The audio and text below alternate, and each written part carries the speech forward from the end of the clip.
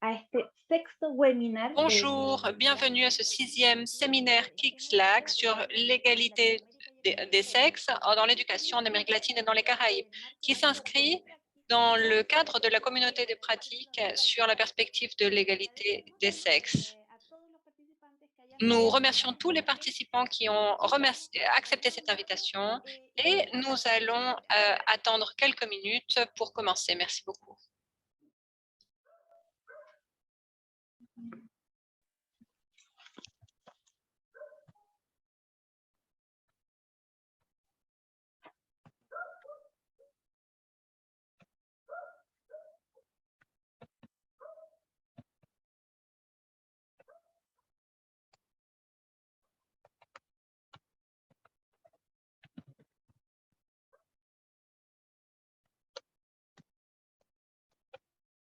Bueno, nuevamente damos la bienvenida a todos y todas. De nouveau, bienvenue à tous et à toutes, à tous les participants, participantes.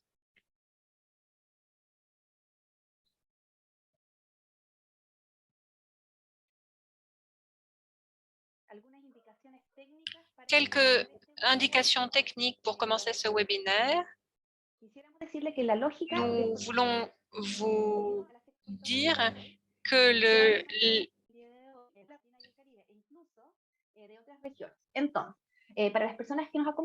pour les personnes qui nous accompagnent, nous vous rappelons que cet événement a une traduction simultanée en espagnol, en anglais et en français. Et donc, nous vous demandons de sélectionner le bouton dans la partie inférieure de votre écran pour choisir la langue de votre choix. Je voulais aussi vous rappeler que ce webinaire sera enregistré. Alors, bienvenue à tous et à toutes au 6e séminaire KICSLAC sur les perspectives de l'éducation de genre dans l'éducation en Amérique latine et dans les Caraïbes, qui se développe dans le contexte de notre communauté de pratique sur la perspective de l'égalité de genre dans l'éducation publique. Je voudrais mentionner rapidement qu'à la fin du webinaire, nous invitons à rester avec nous pour participer à un atelier où nous allons partager les enquêtes d'aujourd'hui, un espace de travail où nous vous invitons à réfléchir sur la conception et la mise en place des initiatives sur l'égalité des sexes dans l'éducation. Nous remercions à tous les participants et aux intervenantes qui ont accepté très aimablement cette invitation.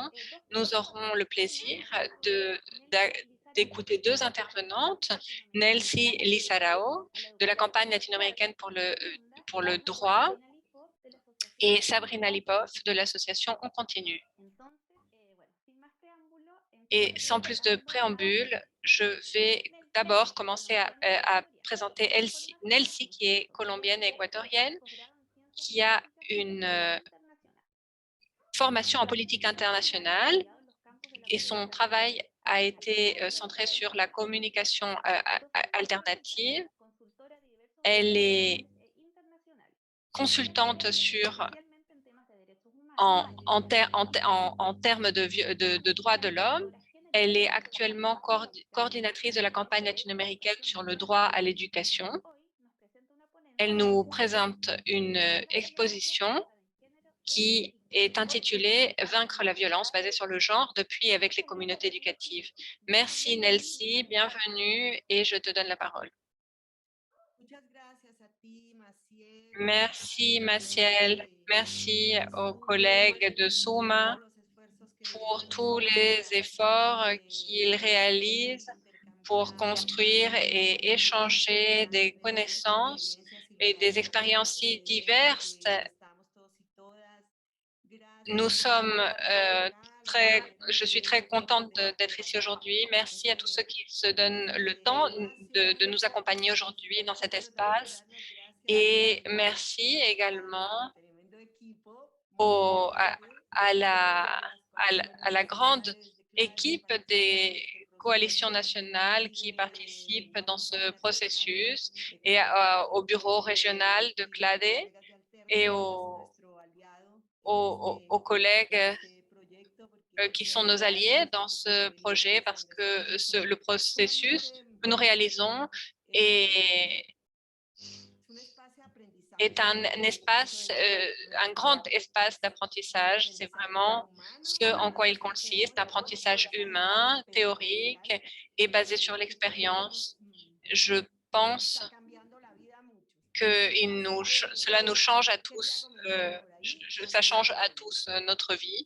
Et c'est pour ça que je voulais avant de partager mon écran, je voulais vous dire cela. J'ai essayé de répondre littéralement aux questions qui ont été formulées pour ne pas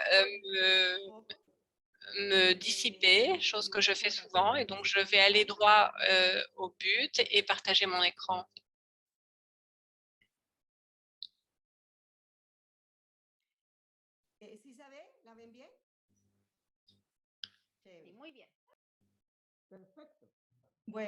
Est-ce que vous pouvez bien le voir? Oui.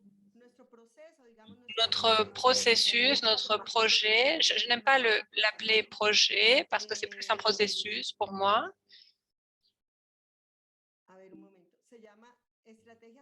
Il s'appelle Stratégie pour promouvoir la diversité sexuelle et de genre et promouvoir l'équité dans les écoles rurales. Nous travaillons dans 3 pays, Haïti, Honduras et Nicaragua, et dans chaque pays, dans 2 communautés rurales et avec les communautés, avec certaines communautés éducatives dans chacun de ces territoires. La première question a été comment a été la mise en place de cette initiative? Comment s'est passée la mise en place de cette initiative? Et nous avons synthétisé la réponse dans ce graphique. Nous avons soutenu durant tout ce processus 4 éléments clés: communauté d'apprentissage, la recherche sur l'action participative, les groupes de recherche nationale et bien sûr l'approche de genre. Et je dois dire que en plus de ces composantes qui sont classiques, des classiques dans les stratégies de ce type, il y a des, des domaines spécifiques que chacun des membres des équipes, depuis lesquels nous avons essayé d'avancer dans chacune de ces stratégies. Et ces domaines nous obligent à avoir confiance en nous-mêmes et à construire et à nous reconnaître, à, à nous former dans ces processus, à désapprendre, à observer de manière critique et à apprendre de nouveau pour pouvoir créer de nouvelles connaissances. Je pense que cela synthétise un petit peu la mise en place de cette initiative au-delà des éléments strictement techniques ou politiques qui supposent la mise en place d'une initiative de ce type. Quels acteurs participent?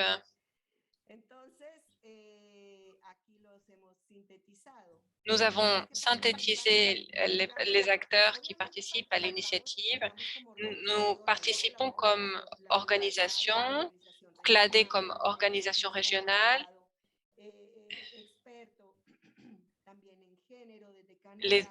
des experts du Canada en égalité des sexes, le réseau éducation pour tous d'Haïti et la coalition au Nicaragua pour l'éducation. Il y a donc des acteurs institutionnels qui soutenons le processus. Il y a 3 groupes protagonistes dans ce chemin, les groupes de recherche nationale qui opèrent depuis le début du projet, les communautés éducatives et leurs communautés territoriales, les communautés où sont insérées ces communautés éducatives, qui ont un rôle très, très important dans ce processus en récupérant ce lieu de l'école comme partie de la communauté et non pas comme annexe à la communauté, comme un espace qui n'aurait rien à voir avec la vie communautaire, mais bien une partie de la vie communautaire qui nous partage des défis d'envergure en matière d'égalité des genres. Et nous avons également une équipe de consultants qui nous accompagnent dans les dialogues à niveau national et local. Ce sont donc les acteurs centraux de ce processus. Troisième question, quel facilitateur, qu'est-ce qui a facilité ou qu'est-ce qui a été un obstacle dans la mise en place? Il y a beaucoup de facteurs. Nous avons dû établir des priorités. C'est la synthèse que nous avons voulu partager avec vous. Comme facilitateurs, les éléments qui ont été facilitateurs, nous avons le suivi, la confiance dans chaque coalition nationale que nous avons établie avec les communautés locales et nous a permis d'accompagner de manière précise et opportune. La rigorosité méthodologique et le renforcement des capacités.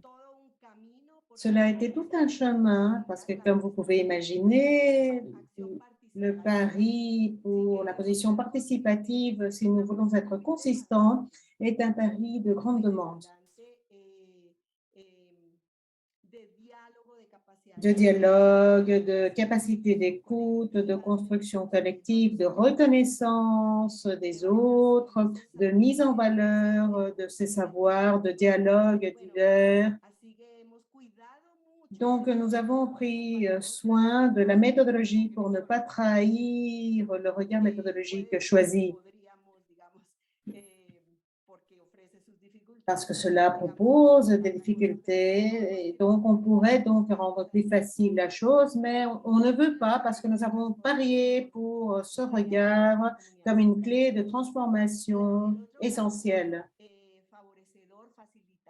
Le grand facilitateur également, ce sont les alliances avec les organisations sociales de femmes et évidemment avec les acteurs des communautés éducatives et dans certains cas pour les identités locales de gouvernement, avec les maires, avec les autorités donc des localités pour certains des cas.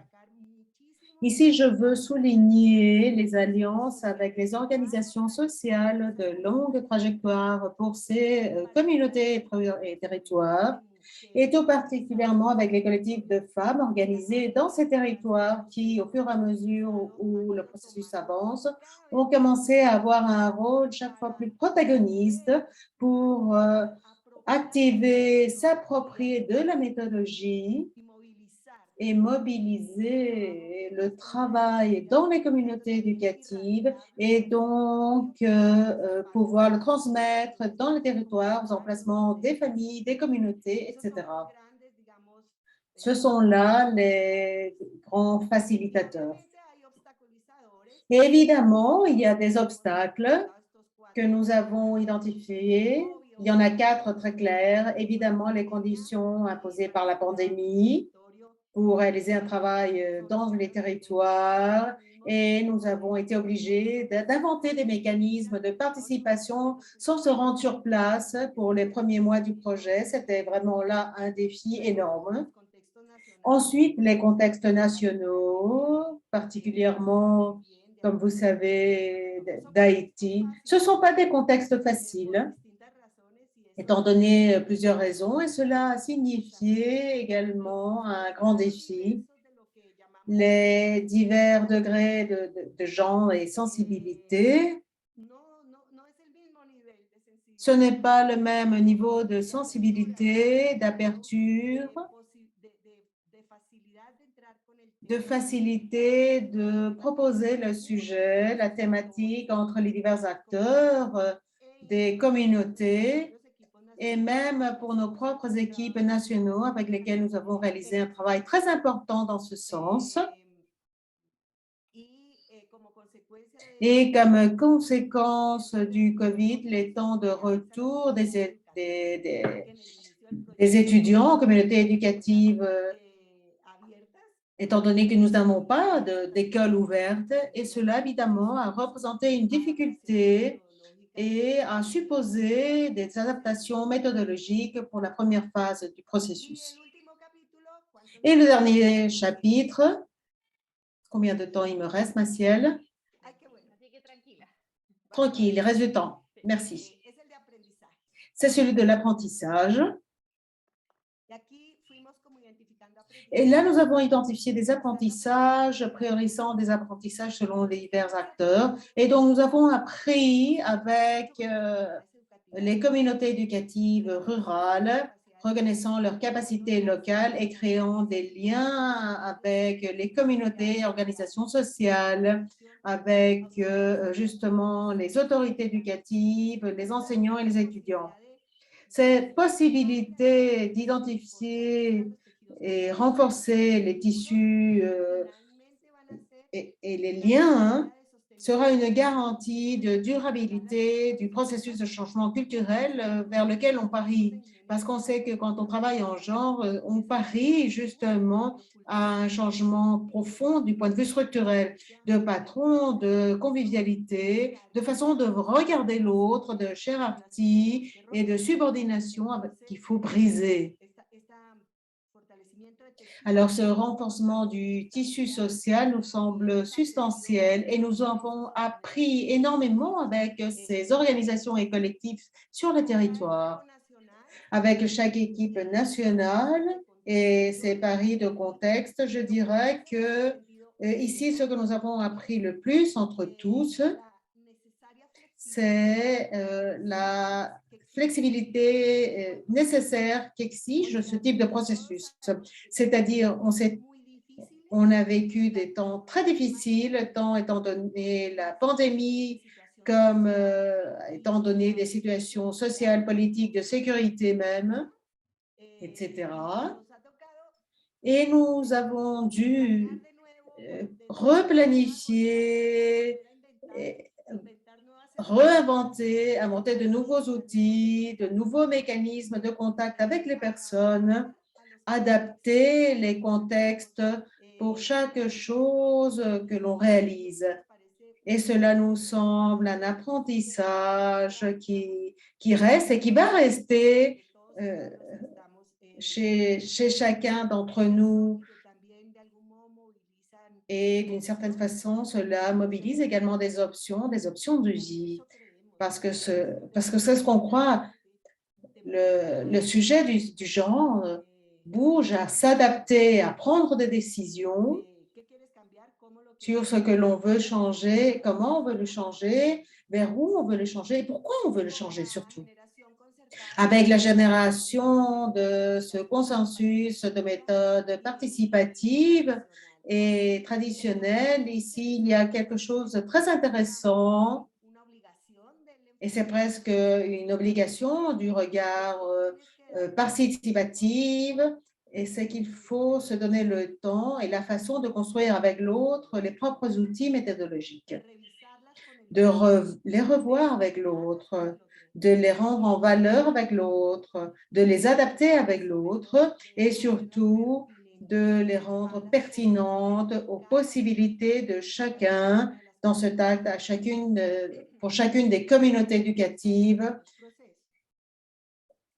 dans lesquelles on avance le processus, avec des stratégies d'interprétation collective communautaire des données, avec un regard de genre. Sur cette phase, on se retrouve en ce moment, on retourne vers les communautés éducatives pour lire et interpréter critiquement les données que nous avons créées dans la phase d'exploration et de production quantitative. En ce moment, nous vivons un moment de grande relevance parce que c'est le moment où les propres communautés interprètent ce qu'elles ont dit, les données qu'elles ont su remettre par elles-mêmes. Où sont les facteurs importants ici? Concernant la violence qu'elles ont identifiée en tant qu'actrices des communautés éducatives. Et au-delà de cela, Quelles sont donc les stratégies de prévention?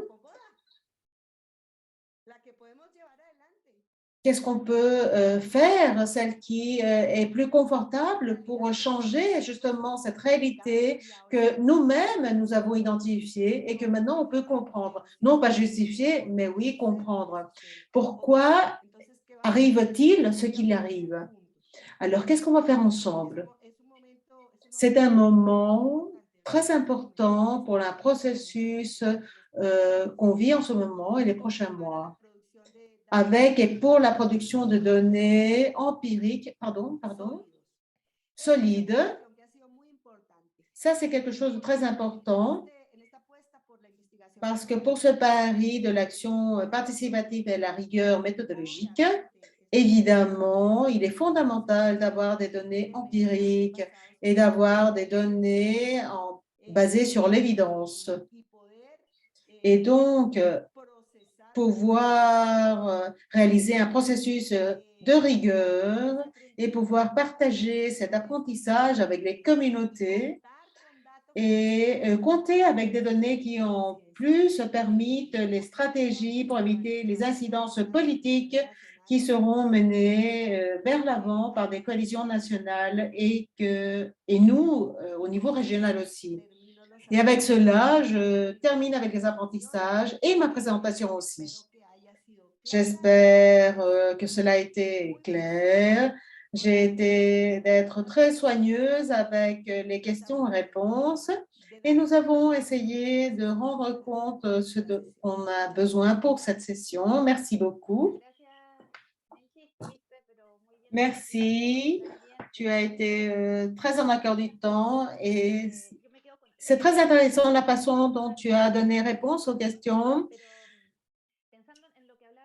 Pensons un peu sur ce que tu disais sur les composants de facilitateurs. Pensons par exemple dans la confiance, l'intérêt du lien, le dialogue horizontal. Il me semble que là, il y a une grande relevance dans tout domaine et que comme ça devrait fonctionner toute la connaissance, surtout du point de vue du genre, générer ces alliances avec les organisations de femmes aussi.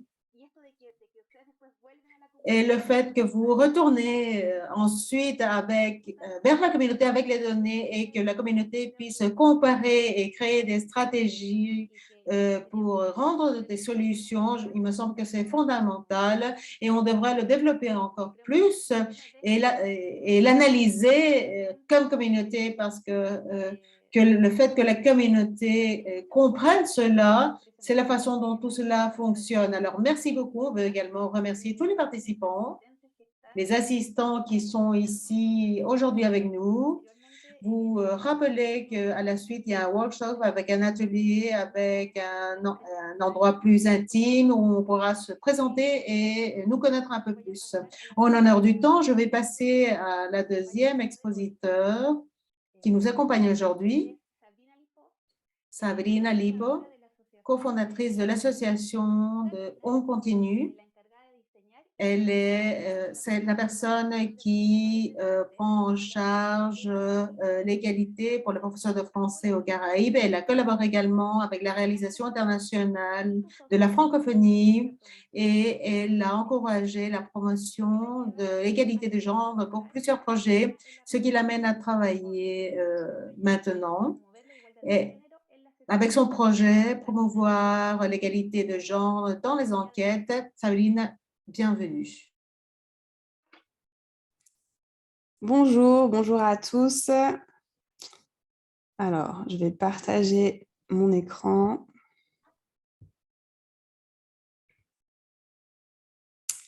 Ok, vous pouvez bien voir mon écran?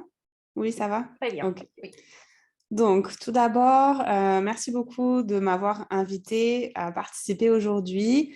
C'est un plaisir pour moi, surtout que le projet dont je vais vous parler, donc il est dans les premiers stades. On est juste en train de commencer en fait, à travailler dessus. On a déjà fait toute la partie préparatoire, on peut dire, et on est ravis de pouvoir collaborer avec le KIX sur ce projet-là. Donc voilà, merci beaucoup pour cette opportunité. Donc, notre projet s'appelle « Promouvoir l'égalité des genres à l'école ». et je vais vous expliquer un petit peu le cheminement qu'on a suivi pour réaliser, en fait, monter ce projet. Donc, on va travailler on va voir ensemble l'identification du problème, la conception du projet, et on va revenir un petit peu sur notre expérience et ce qui nous a poussé à organiser ce projet tel qu'il est. Donc, tout d'abord, une petite présentation de notre association. On est une association basée en Martinique, mais on a travaillé dans les pays de la Caraïbe, on a travaillé particulièrement à Sainte-Lucie, mais en collaboration avec beaucoup d'autres pays de la Caraïbe anglophone. Donc, on a cette expérience du terrain.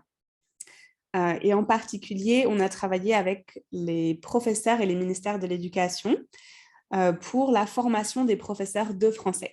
Donc, voilà.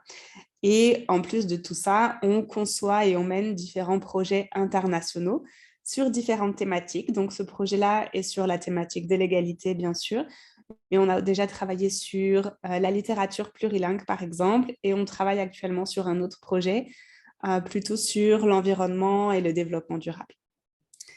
Donc,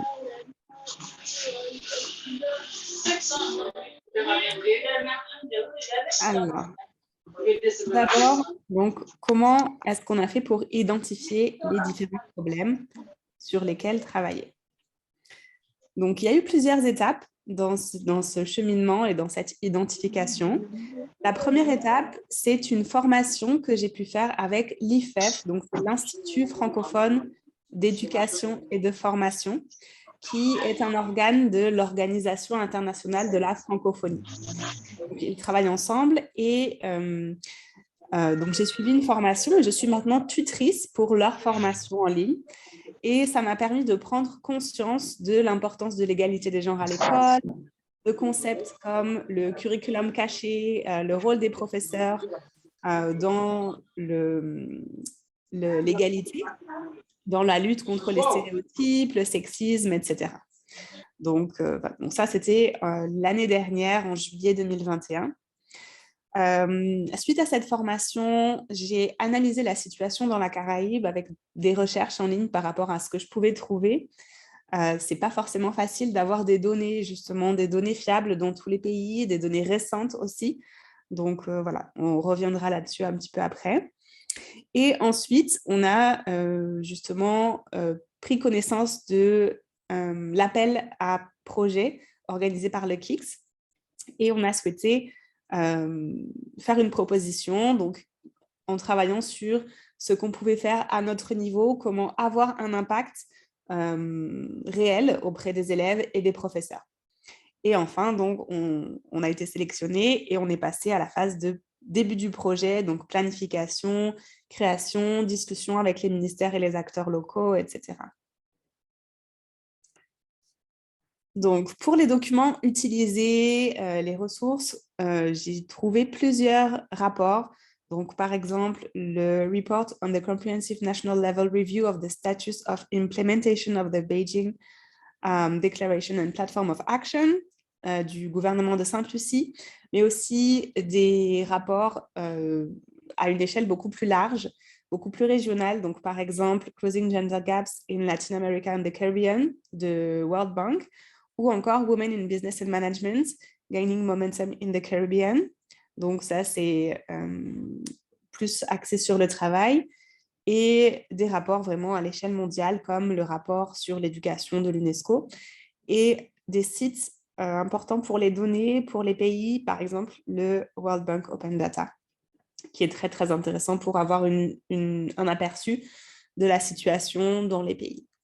Donc, j'ai utilisé tous ces documents pour pouvoir tirer des grandes lignes en fait, de la situation dans la Caraïbe. Et ça m'a amené à quelques constats. Donc, le premier, c'est que dans la Caraïbe, contrairement à d'autres pays du monde, les filles réussissent bien à l'école, elles réussissent mieux que les garçons en général, et elles sont plus diplômées. Donc ça, c'est positif, mais ça peut aussi conduire certaines personnes à penser que non, tout va bien dans la Caraïbe, l'égalité, ça fonctionne bien, il n'y a pas de problème. Et en fait, pas du tout. On se rend compte que les inégalités apparaissent après. c'est-à-dire dans le domaine du marché du travail, puisque les femmes représentent en moyenne 27% des directeurs, directrices d'entreprise. Donc ça, c'est vraiment en moyenne de la Caraïbe. Alors, si on prend l'échelle globale du monde, c'est quand même très positif parce qu'à l'échelle globale, les femmes, c'est 5% des CEO. Donc là, on est plutôt bien dans la Caraïbe, mais il y a quand même du progrès à faire. Et elles sont généralement peu représentées au niveau politique. Ça, c'est quelque chose qui est assez global également, mais on le retrouve dans la Caraïbe. Donc, la réussite scolaire ne se traduit pas sur le marché du travail et il est donc nécessaire d'encourager les filles à se tourner vers d'autres types de métiers, d'autres types de carrières. Actuellement, les filles, les femmes s'orientent plutôt vers les métiers de soins, par exemple, plutôt dans le domaine médical, dans les assistantes. Dans l'éducation, bien sûr, il y a une grande majorité de professeurs ou d'enseignantes femmes. Donc voilà, mais il n'y a pas vraiment de femmes entrepreneurs, de femmes dans les domaines des sciences et des technologies de l'informatique, etc. Donc, un exemple de femmes au Parlement, le problème aussi de la Caraïbe, c'est que les situations sont quand même assez variables. C'est-à-dire que, par exemple, vous avez la Grenade qui a presque atteint la parité au Parlement et vous avez Sainte-Lucie et Antigua qui sont quand même très, très loin d'y être. Donc, voilà. Donc, on ne peut pas faire de généralisation, mais c'est vrai que quand on prend une moyenne, on voit qu'il y a quand même du travail à faire. Donc, à partir de ces constats-là, on a cherché à concevoir un projet et on avait plusieurs objectifs en tête. Donc, le premier objectif, c'était de travailler avec les enseignants, puisque c'est le domaine dans lequel on a le plus d'expérience. On a l'habitude de travailler avec les profs de la Caraïbe. Donc, on voulait former les enseignants à la prise en compte des questions de genre dans leur pratique pédagogique. Donc, tout ce qui est curriculum caché, mais aussi organisation de l'espace de travail, sélection des ressources pour pouvoir mettre en valeur les figures féminines, les rôles modèles féminins, création de ressources pédagogiques qui pourraient favoriser l'égalité entre les hommes et les femmes, ou les filles et les garçons. Ensuite, on voulait également encourager les filles à choisir d'autres types de métiers, comme on a vu, pour pouvoir les pousser un peu plus vers l'entrepreneuriat, les sciences, qui sont des métiers d'avenir et les métiers qui vont leur permettre d'avoir une meilleure situation économique également et d'être plus indépendantes. Donc ça, c'était notre deuxième objectif. En même temps, on voulait impliquer les acteurs locaux pour ne pas que ce projet-là soit seulement dans un sens, c'est-à-dire on ne voulait pas être une organisation qui vient, qui fait quelque chose dans le pays et après qui repart. Donc, on voulait vraiment impliquer les acteurs locaux pour qu'ensuite, ils puissent eux-mêmes peut-être continuer le projet, continuer à agir avec les écoles ensemble, sans forcément qu'on soit là et qu'ils aient besoin de nous pour travailler.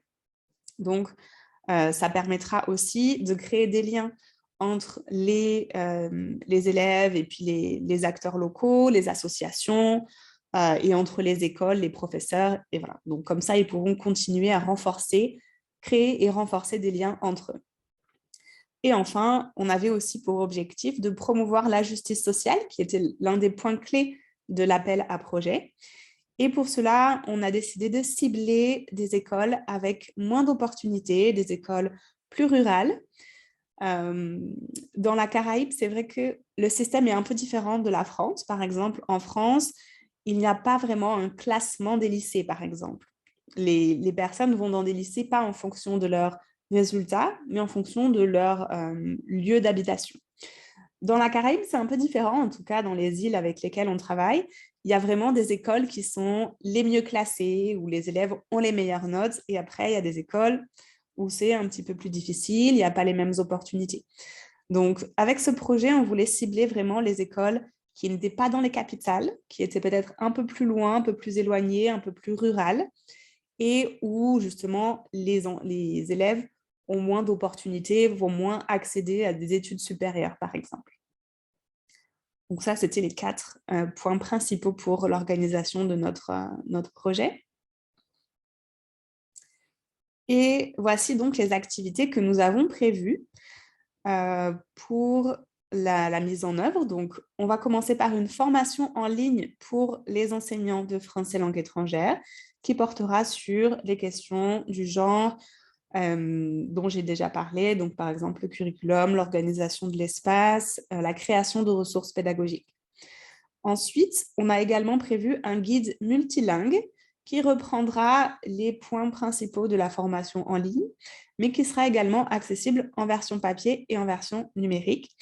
Pourquoi? Ça nous permet également de travailler la justice sociale au niveau des enseignants, parce qu'il y a des enseignants qui n'ont pas forcément de l'électricité tout le temps. Dans certaines villes, à la Dominique, qui a été très touchée par un ouragan, ce n'est pas forcément facile d'avoir de l'électricité tout le temps. Ce n'est pas forcément facile de pouvoir se connecter et suivre la formation en même temps. Donc, ils auront toujours le guide auquel ils pourront se référer.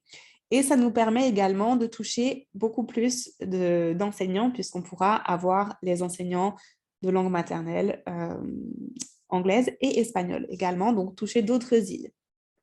Le projet, actuellement, il travaille avec 4 îles, Sainte-Lucie, la Dominique, Saint-Vincent et les Grenadines et la Grenade. Donc, le fait d'avoir un guide en espagnol et en anglais nous permettra de toucher également les îles hispanophones.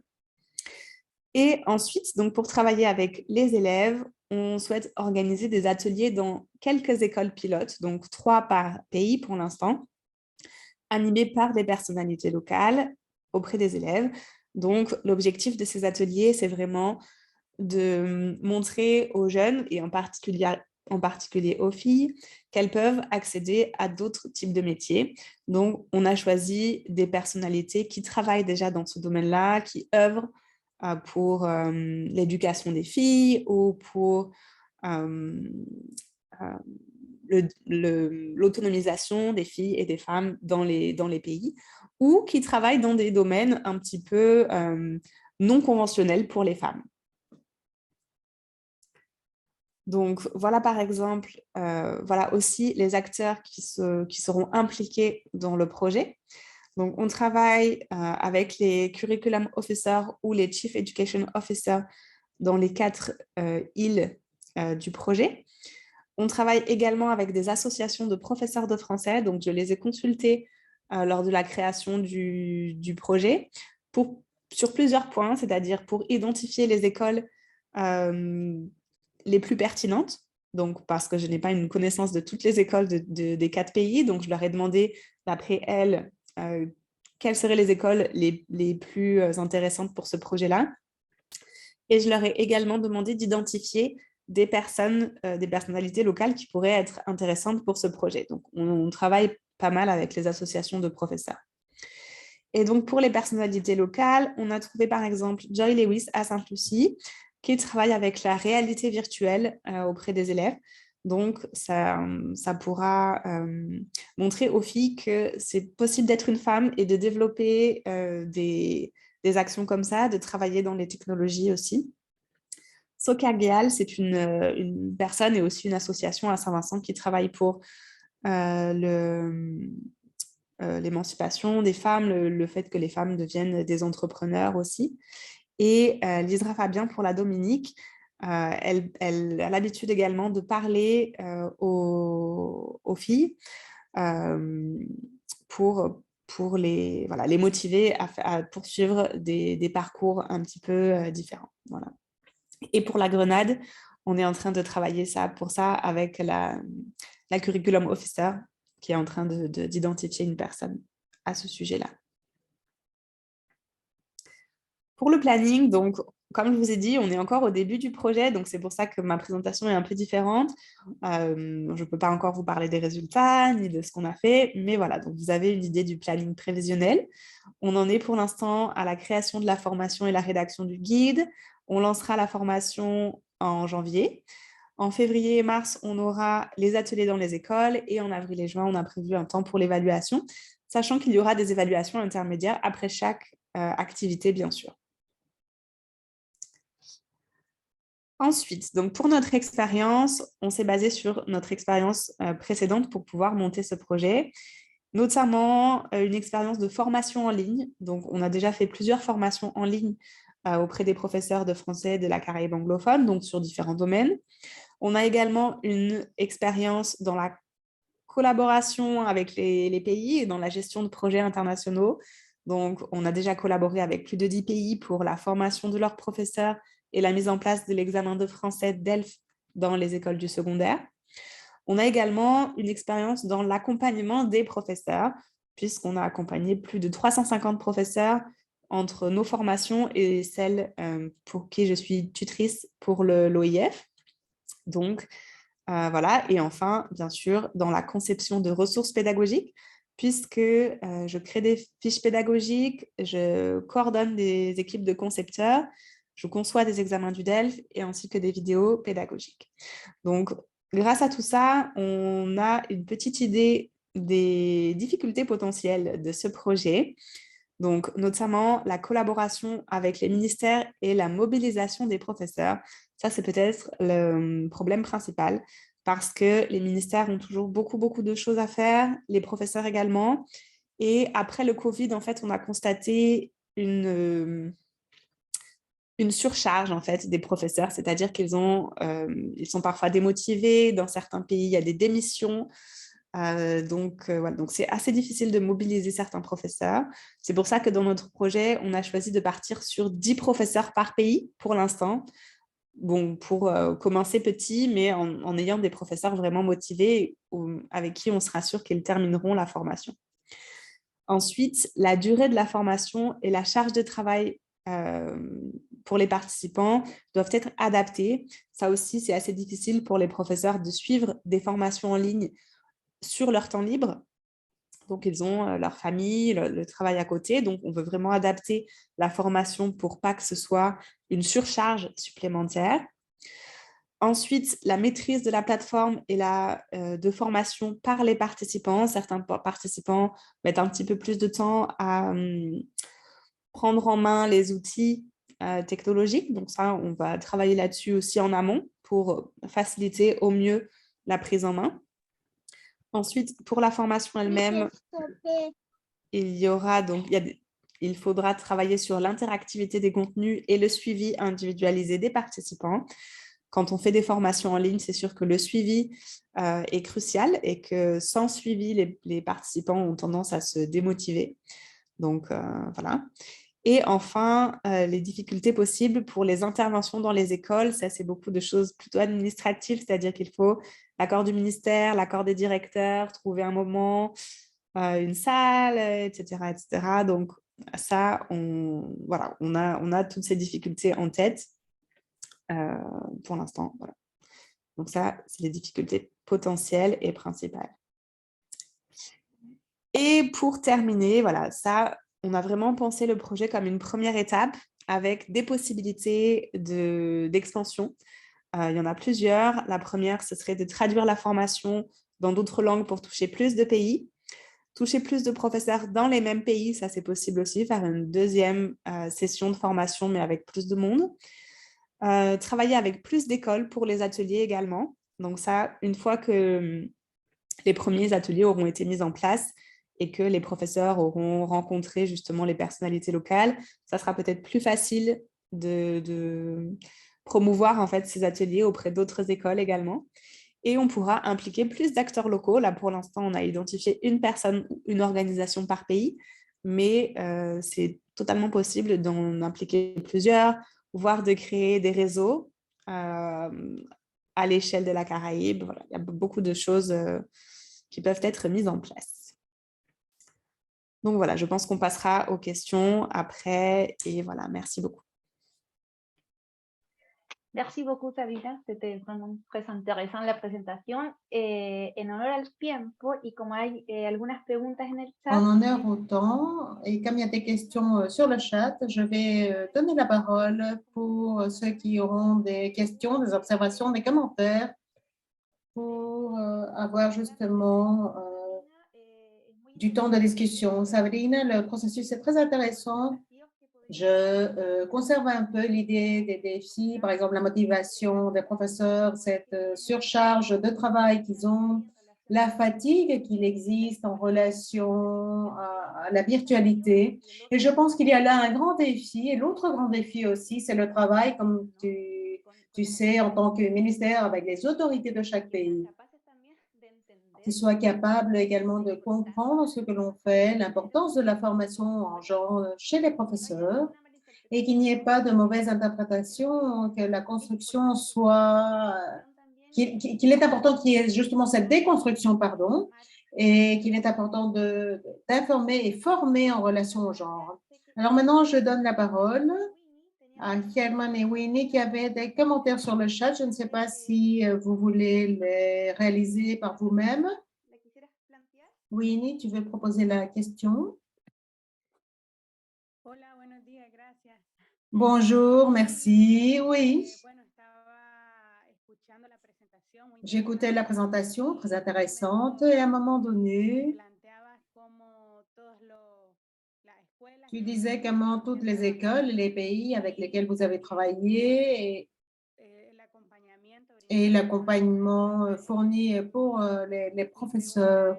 Alors, ma question est qu'il me semblerait intéressant également connaître quel genre justement d'outils vous avez reçus de la part des pays et des personnes avec lesquelles vous travaillez et comment cela a apporté à la transformation ou adaptation de votre matériel, de votre méthodologie, et avec quelles idées vous aviez au début et comment cela s'est transformé à partir du contexte et justement de ce qu'ont apporté les différents participants. Merci Winnie. Je ne sais pas si merci Sabrina veulent apporter ou répondre aux commentaires. Nancy? Je ne suis pas sûre si Winnie veut me demander à moi ou à Sabrina. Qu'est-ce qui t'intéresse le plus? N'importe lequel des deux. C'est à vous, c'est à vous. Pardon. Vous avez fait mention.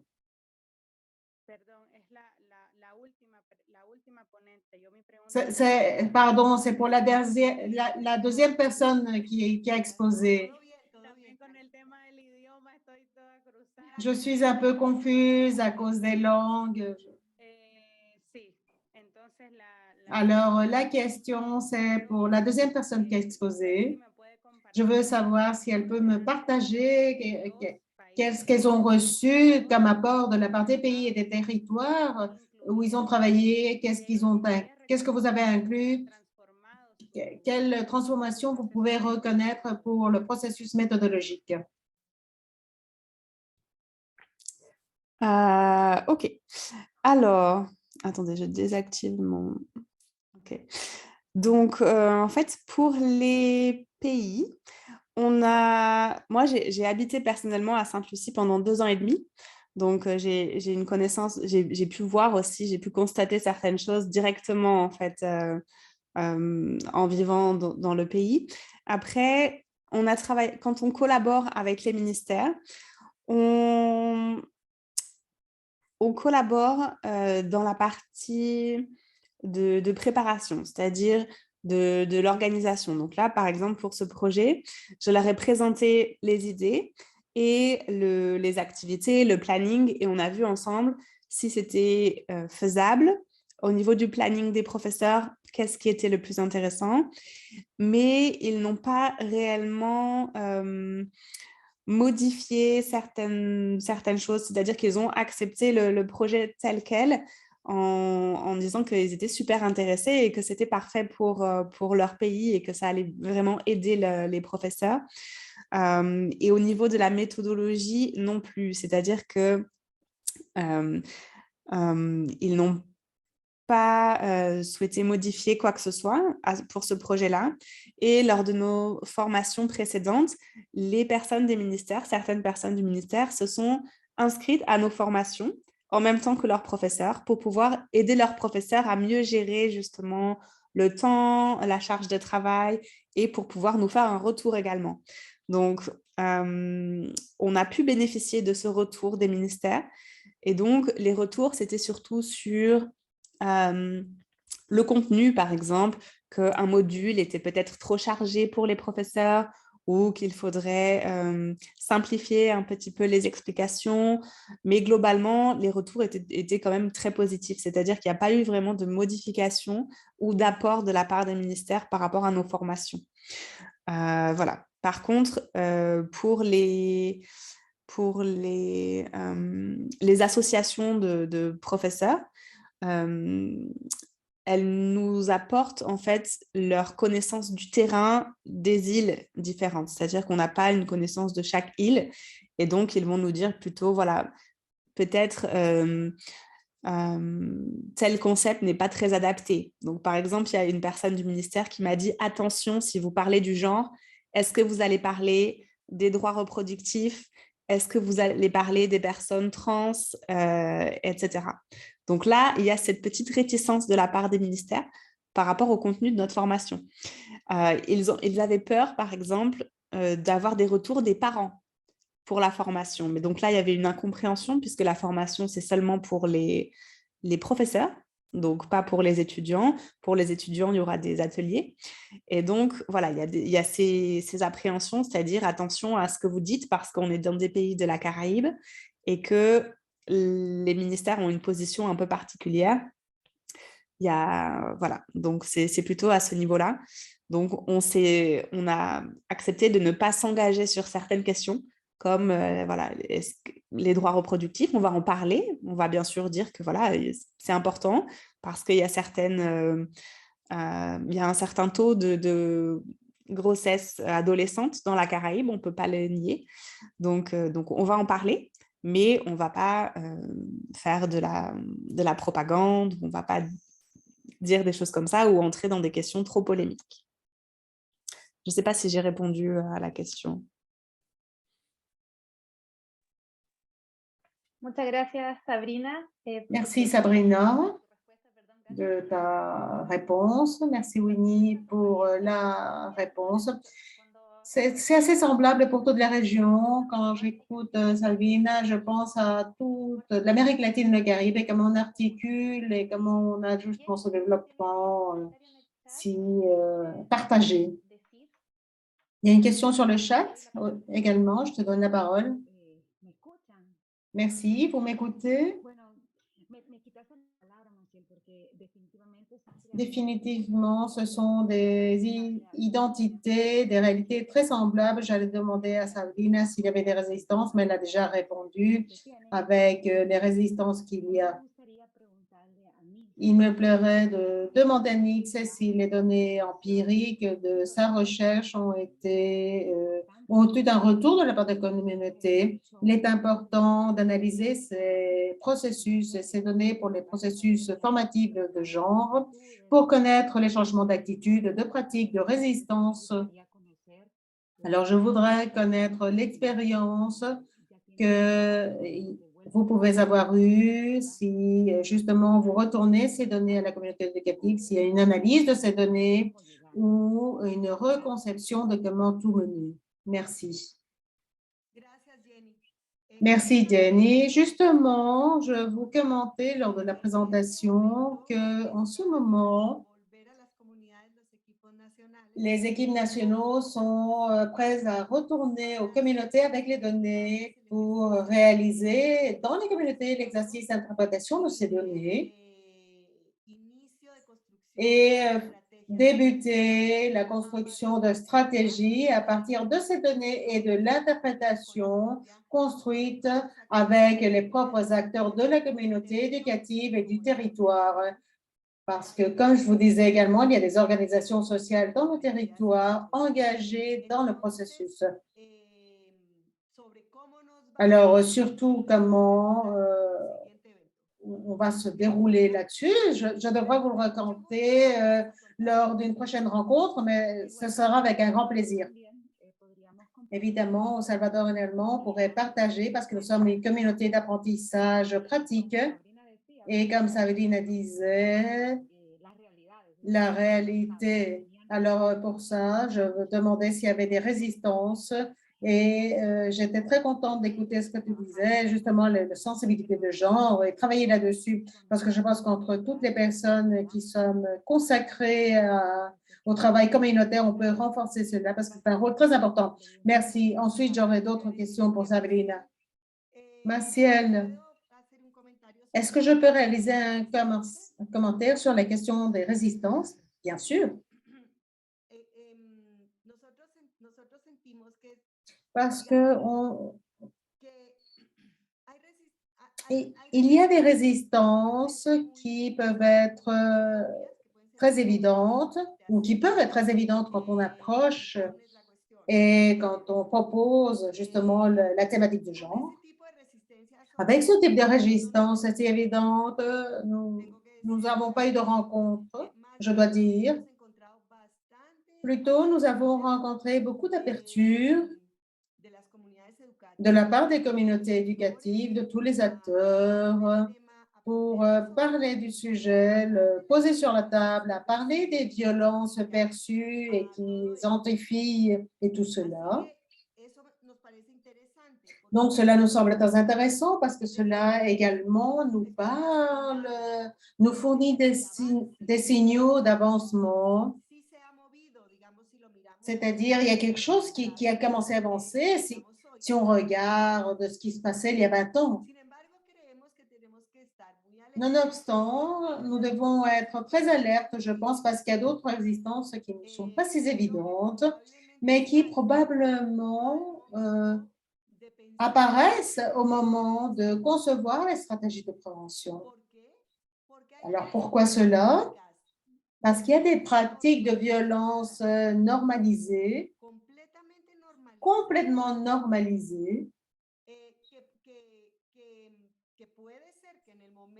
qui éventuellement, au moment où les personnes se sentent interpellées, c'est pour ça qu'ils prennent très bien soin au langage, à la façon d'approcher, parce que toute cette résistance peut être mise en évidence lors de cette approche. Alors, c'est un peu un travail du jour au jour et d'une communauté par communauté et d'un acteur individuel à un autre acteur individuel, parce que c'est différent.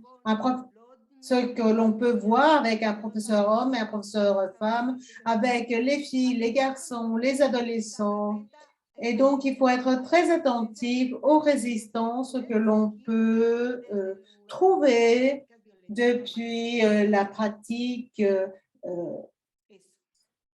normalisée des violences. Voilà. Merci Nelsie de tes commentaires. Nous allons maintenant terminer ce webinaire. On pourrait rester plusieurs heures encore, mais on vous invite parce qu'ensuite il y a le workshop où on pourra nous diviser en groupes de travail. Mais je voudrais quand même laisser le micro ouvert pour si quelqu'un d'autre voudrait faire un commentaire ou poser une question. Si ce n'est pas le cas, je voulais vous demander d'allumer vos caméras pour prendre une photo de groupe. Est-ce que vous pouvez tous allumer vos caméras en ce moment? Et nous allons vous avertir quand est-ce que va être prise la photo. Pouvez-vous allumer vos caméras? Merci. Merci à tous et à toutes. Caro, tu me dis quand tu es prête.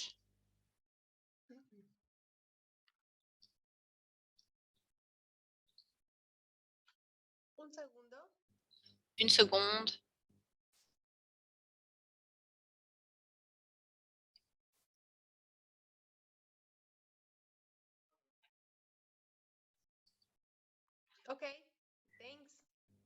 Voilà, c'est fait. Merci beaucoup. Merci à tous et à toutes. Et merci d'avoir participé dans cet espace si important. Nous voulons apporter un petit grain de sable et ce webinaire s'inscrit dans la communauté de pratique et vous êtes invités cordialement à en faire part. Ce sont des réunions mensuelles dans lesquelles nous travaillons sur des questions d'égalité des sexes. Merci beaucoup aux intervenantes pour avoir présenté leur projet. C'est très intéressant. Il y a plusieurs questions qui restent et nous pouvons y travailler pendant les ateliers.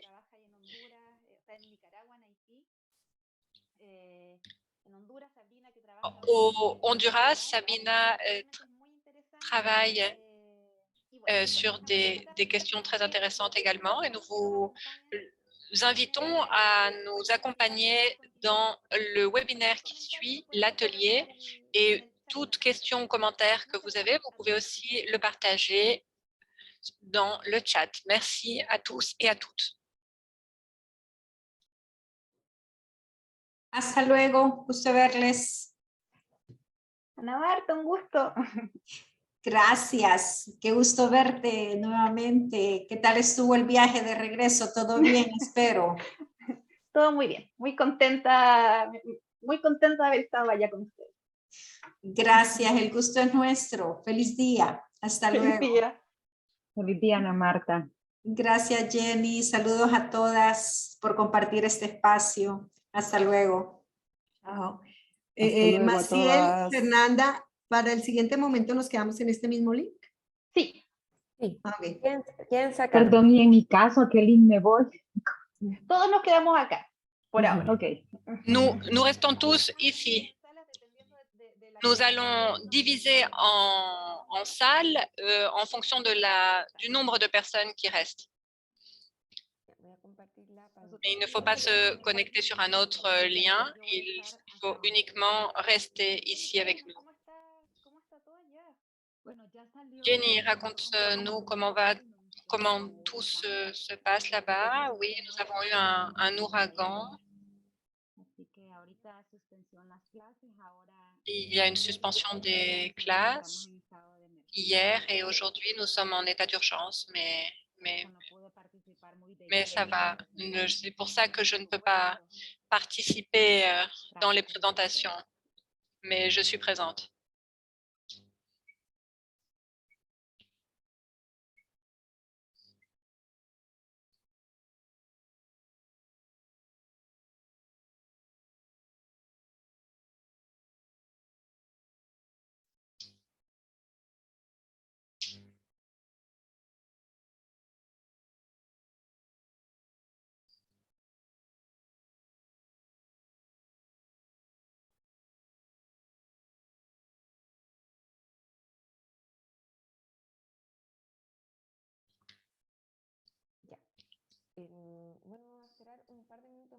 Nous allons attendre quelques minutes de plus et nous commençons avec le bloc suivant, l'atelier dont nous avons parlé. Nous allons donner 2 minutes de plus aux participants et nous commençons.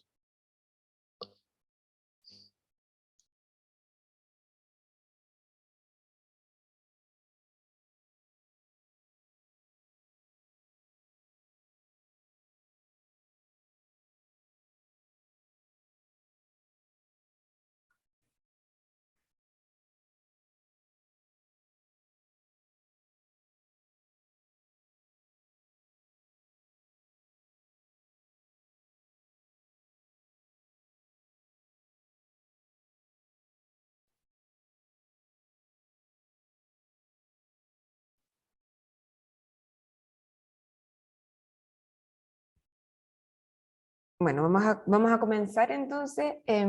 Nuevamente, bienvenidas y bienvenidos.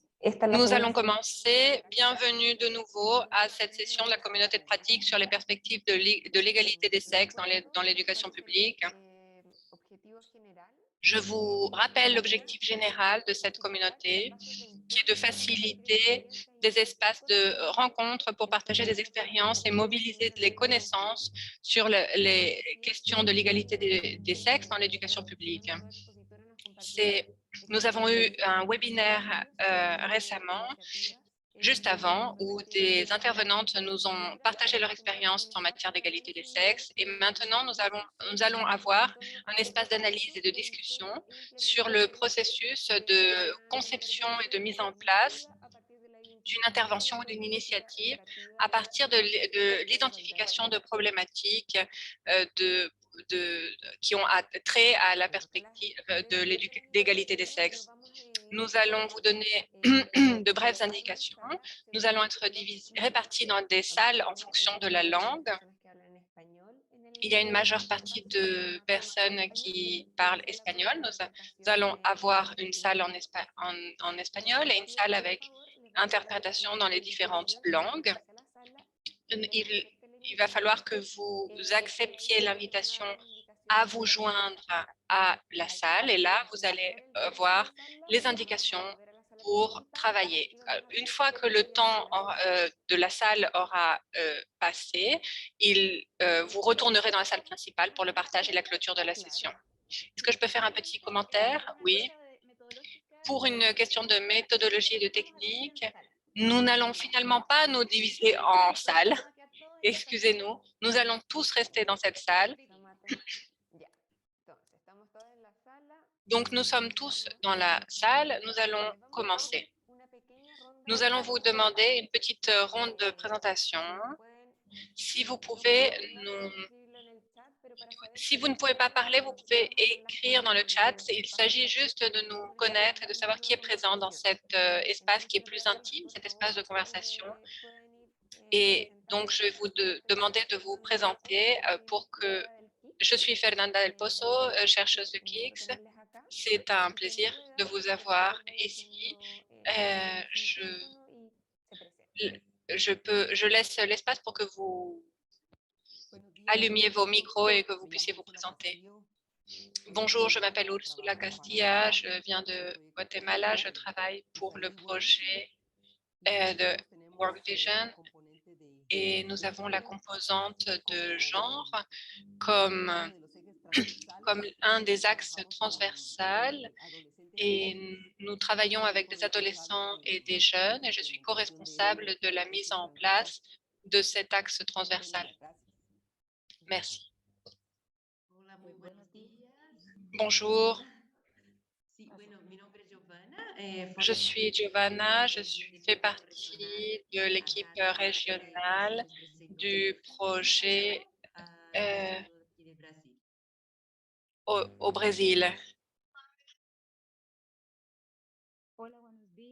Bonjour, je suis Gina Rivas de Salvador, je suis la gérante de l'unité de l'égalité des sexes du ministère de l'Éducation et nous mettons en place la politique d'égalité des sexes dans l'éducation. Merci.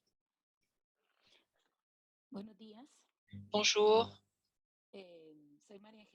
Je suis Maria Angélica Morales, je suis consultante en matière d'éducation, spécifiquement en soutien au projet de mise en place du Guatemala dans l'Alliance pour l'éducation, le partenariat pour l'éducation.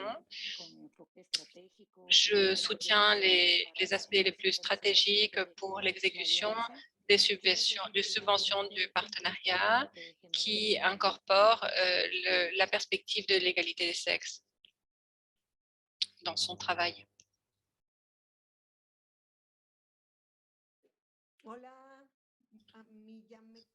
Bonjour, je suis Nelsie Lizarazo, coordinatrice générale de CLADE. C'est un plaisir d'être ici aujourd'hui.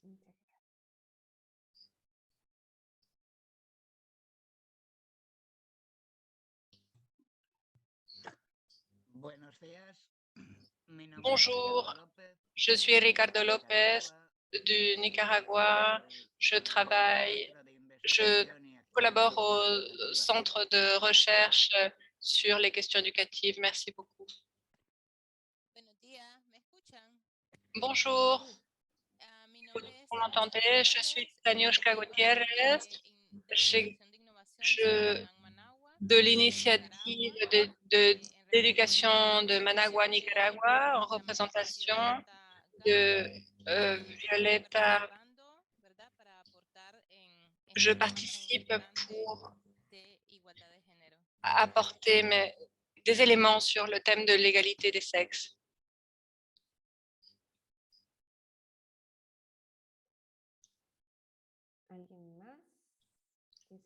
Quelqu'un d'autre qui voudrait se présenter? Nous allons commencer les questions de la session. Ah, je peux me présenter également. Bonjour à tous et à toutes, je suis Maciel Morales Aceiton. Je suis professeure en arts plastiques, chercheuse en matière d'éducation à KIX et je suis très contente de partager avec Fernanda et vous tous sur les questions d'égalité des sexes. Bonjour à tous, je suis Michelle Wardway de Grenade. Je suis point focal pour KIX, Amérique latine et Caraïbes. Je suis spécialiste dans l'éducation inclusive et les questions de genre et d'égalité des sexes. Je suis aussi ici pour partager de l'information et pour apprendre. Je suis très contente de faire partie de ce groupe de travail.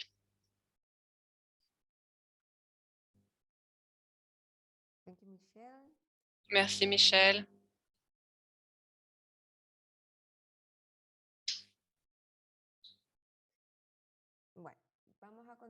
Nous allons continuer. Alors, je vois qu'il y a plusieurs personnes qui participent d'Haïti et d'autres territoires. S'ils veulent se présenter par le chat, ils peuvent le faire et nous allons continuer avec la session de travail. Merci à tous et à toutes, tous ceux qui se sont présentés. C'est un espace de discussion. Donc, ce que nous allons faire poser quelques questions et l'idée est que tous puissent participer. Nous allons prendre note dans le PowerPoint pour recevoir les réponses et construire la connaissance de manière collective. Vous pouvez lever la main pour participer et je vous donne la parole, la main virtuelle, et vous pouvez également écrire dans le chat et nous allons prendre note de vos communications. Vous pouvez participer également. Les intervenantes peuvent participer également. Et nous allons commencer par la conception d'une initiative. Nous allons partir de la base qu'il y a l'identification d'une problématique et nous voulons savoir comment est-ce que une initiative est construite avec la perspective d'égalité des sexes. Quels éléments sont à prendre en compte dans la conception d'une initiative de formation des enseignants qui tiennent compte de la dimension de genre? Nous nous focalisons sur les enseignants car les intervenantes que nous avons présentées ont une spécialisation dans la formation des enseignants et donc nous voulons vous poser cette question des éléments à prendre en compte dans la conception d'une initiative de formation des enseignants qui prennent compte de la dimension de genre. Est-ce que quelqu'un souhaite prendre la parole? Bonjour. Je pense que l'un des éléments à considérer serait le profil de l'enseignant. Interesante tenerlo en cuenta. ¿Cuáles son los requisitos? Quelles sont les exigences des ministères pour embaucher un enseignant, le profil professionnel, ses habilités, son expérience? Merci. Merci beaucoup. ¿Me escucha? Vous m'entendez? Sí. Ok. Bueno, yo quisiera Je voudrais peut-être réaliser une réflexion en fonction de la dernière présentation réalisée sur comment vous voyez la possibilité de travailler, je ne sais pas si au préalable, avec les équipes de direction des institutions ou les intermédiaires. Je sais que les aspects de l'enseignement est fondamental, mais je ne sais pas jusqu'où vous voyez la possibilité de travailler des processus formatifs avec les collaborateurs, les prises de décision. Alors, je voudrais laisser là une réflexion depuis ma façon de voir l'expérience que l'on a eue et étant donné également l'expérience que nous avons dans nos pays pour cette situation d'interprétation et comment on essaye d'implémenter toute la stratégie pour l'éducation. Merci beaucoup. Peut-être, je vois deux axes à partir de l'expérience que nous avons eue. Une, c'est évidemment chercher là une construction de curriculum qui puisse aborder les inégalités multiples qu'il y a justement en ce qui concerne le genre et chercher une déconstruction de certains mythes qui sont autour du sujet. On sait que cela ouvre là un autre aspect, un autre volet assez important. Mais pas seulement cela, c'est une ligne qu'il faut tenir en compte. Mais nous avons appris énormément lors de notre projet. C'est qu'il est important de mobiliser nos propres expériences du point de vue de l'enseignement, de sa trajectoire et la réfléchir à partir du vécu qu'ils ont eu. Merci beaucoup. Je voudrais ajouter à ce que Johanna vient de dire.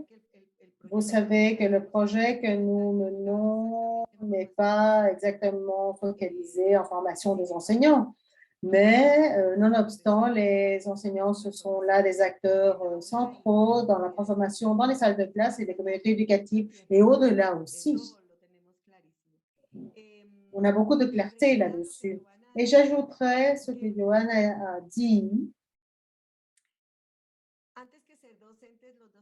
Avant d'être enseignants, ces enseignants, ce sont des personnes. Et ça, c'est un facteur que nous ne pouvons pas oublier lors d'un travail avec des communautés éducatives. Les enseignants ne laissent pas de côté leur fonction, même si leur fonction est très importante. Ils sont définis par des expériences définies en relation au genre. Ces personnes vivent la problématique de genre dans leur propre vie. Ce n'est pas quelque chose de différent à eux-mêmes. Ils ne sont pas des personnes sans biographie de violence de genre. Les enseignants, les enseignantes ont lors de leur vie ces expériences aussi, c'est-à-dire il ne faut pas oublier tout cela. Parce que quand on est en relation avec eux, quand on établit une relation avec les enseignants, on établit des relations avec des personnes qui sont des enseignants. Et cela me semble fondamental pour une transformation sur laquelle on travaille en ce moment. Merci, Nancy. Je pense que Jenny a levé la main. Merci. C'est très important ce que tu viens de dire en tant que formation d'enseignants. Nous avons tout un processus et concevons justement que les problèmes qu'il y a là, cela me rappelle justement depuis quand on travaille sur ces processus de genre, l'importance d'avoir justement un curriculum qui puisse se centrer sur une méthodologie qui change également les personnes. On part par un curriculum caché, on part par justement cette base culturelle, religieuse, très normée. Il faut travailler là-dessus avec la formation de l'enseignement à travers une méthodologie qui ne soit pas de choc. Il faut travailler depuis les communautés. Je pense que c'est très important du point de vue de la sensibilité, de travailler le regard des gens et travailler justement avec les cultures qu'il faut prendre en compte. Beaucoup d'entre eux ne visibilisent pas les besoins étant donné la naturalisation que nous avons concernant la violence de genre. Alors, je pense que pour construire un processus formatif de genre, il faut partir depuis une innovation curriculaire, mais surtout depuis la personne, depuis le personnel de l'enseignement qui vit le processus, qui a ses problèmes, mais qui également ne sait pas comment fournir une solution. Merci. Merci, Denis. Quelqu'un d'autre veut réaliser un commentaire?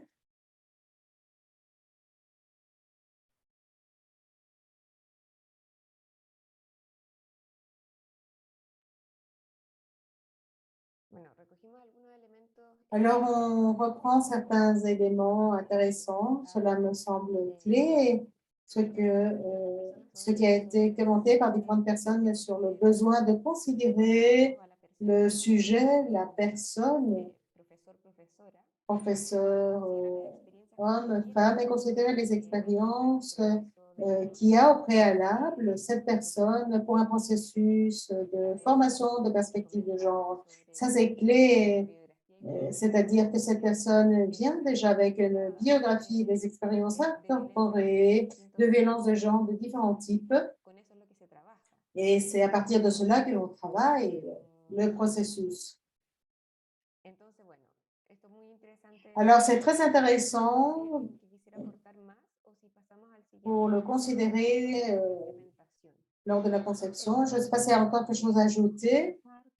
Nous devons penser également que quand on est en formation de l'enseignant, il faut visibiliser la famille des étudiants comme quelque chose d'important. Dans notre expérience, les enseignants visibilisent, changent personnellement et le mènent bien souvent les résistances viennent des familles. Alors, je pense que il est important de démythifier le problème de genre pour que les enseignants aient justement une réponse vers les familles lors de ces formations. Merci. Merci beaucoup, Jenny. Peut-être cela va se connecter un peu avec la question suivante concernant l'implémentation. Alors, on va passer à la question suivante. Sur le défi de l'implémentation. Et on veut savoir également quels sont les défis qu'on peut identifier pour les implémentations identifiées. On a déjà dit quelque chose. Par exemple, Nancy a parlé non pas du processus, oui, du processus sur lequel il travaille. Peut-être on pourrait concevoir une autre initiative ou expérience que vous ayez, les personnes qui participent sur des projets, des programmes d'initiative avec une perspective d'égalité de genre et quels sont les défis que l'on retrouve lors de l'implémentation de ces initiatives. Nous avons déjà identifié, par exemple, le fait que travailler avec des étudiants, c'est travailler avec des familles. Et en relation à cela, je donne la parole pour vous demander. Et je voudrais savoir si Nancy peut approfondir un peu sur ce concept de genre et sensibilité avec lequel on travaille et comment on travaille cela lors des projets. Et alors, je donne la parole à savoir s'il y a d'autres sujets qui seraient importants lors de l'implémentation des initiatives avec une perspective d'égalité de genre.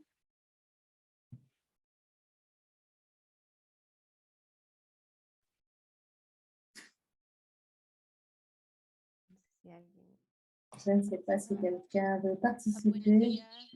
Bonjour. Je parle depuis mon expérience d'enseignant. On cherche lors des carrières professionnelles et dans les salles de classe qu'il y ait toujours une équité de genre et que l'intégration des carrières professionnelles de n'importe quelle difficulté, qui est autant d'hommes que de femmes, et lors de la participation d'activités curriculaire de la faculté ou des universités au niveau national.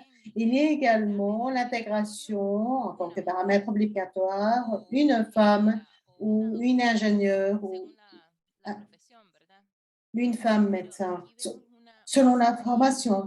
Y es la intimidación que sienten. Là, on voit un défi, c'est l'intimidation que ressentent les hommes lorsqu'ils voient une femme en pouvoir. Et cela génère donc un rejet, cela génère une réaction parfois un peu négative et cela intimide. Je comprends qu'un homme qui a été éduqué sous des standards, des coutumes culturelles de son pays. Je ne veux pas parler spécifiquement de machisme parce que c'est trop large comme concept, mais depuis les coutumes de ses racines et de ses conditions culturelles, qu'ils perçoivent qu'une femme qui a du pouvoir l'intimide. Et cela peut générer certains frottements et certaines perceptions désagréables. Et je veux parler également dans la salle de classe de l'intégration et participation des femmes dans tous les domaines, soit professionnels, soit éducatifs, soit sociales, pour des activités de tout type. Et surtout, mettre en valeur le fait que les femmes, on continue toujours à lutter justement pour obtenir des places de hiérarchie dans une organisation et on continue à lutter également pour être mise en valeur et de recevoir un même salaire qu'un homme et non pas de vivre une discrimination étant donné qu'on est femme, parce qu'on est maman, parce que nous avons des cycles menstruels, parce que nous sommes en ménopause ou d'autres conditions qui nous vulnérabilisent en tant que genre féminin. Merci. Je ne sais pas si quelqu'un d'autre veut réaliser un commentaire. Je sais qu'on parle ici en espagnol, mais il y a des personnes qui travaillent et qui parlent également en d'autres langues. Je ne sais pas si Michel veut également participer depuis son expérience du Caraïbe. Maintenant, peut-être, tandis que d'autres collègues participent, un autre défi que nous avons vu durant ce processus en relation peut-être à la naturalisation de certaines pratiques nocives de violence de genre. Par exemple, ce sont des pratiques qui sont présentes depuis si longtemps qu'elles sont vues en tant que naturelles. Donc, avant tout, que l'importance de notre travail, de passer depuis cette naturalisation à un poste d'acceptabilité. Mais cela signifie regarder à nouveau notre entourage, notre regard critique à cet égard. Et nous avons trouvé également un défi là-dessus, beaucoup important. Et pour les pratiques également de violence et également pour l'attribution de rôles de genre aussi. Ça, c'est très important parce que c'est présent, c'est naturalisé également. Et là, il y a là un défi lors du moment de l'initiative. Je voudrais te demander quel type de méthodologie vous utilisez pour faire ce processus de dénaturalisation de certaines pratiques de discrimination ou de violence dans l'assignation des genres dans les espaces éducatifs. Oui, nous sommes justement en ce moment dans la construction de ces stratégies. Tout le travail jusqu'à maintenant a consisté à connaître ce contexte, construire cette vision et à maintenant, avec les communautés, nous définissons quelles stratégies sont pertinentes. Ce que nous ne voulons pas est imaginer depuis en dehors des communautés, mais au contraire les inclure.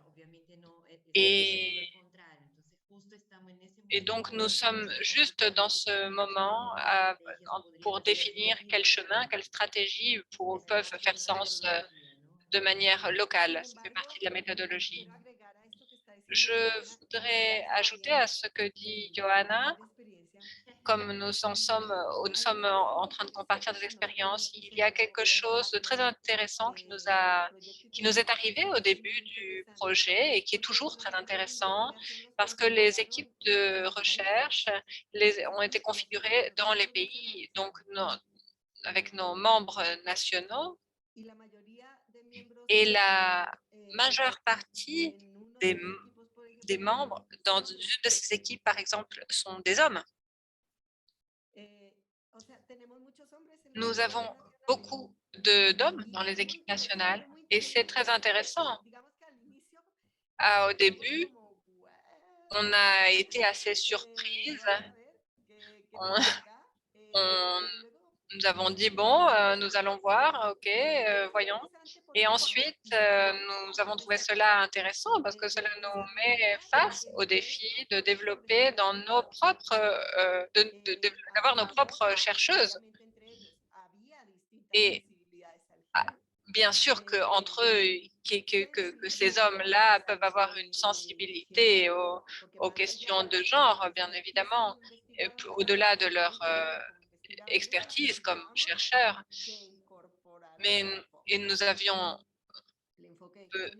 besoin d'incorporer l'action participative et l'approche de genre. Dans les espaces de formation avec les équipes nationales, nous avons travaillé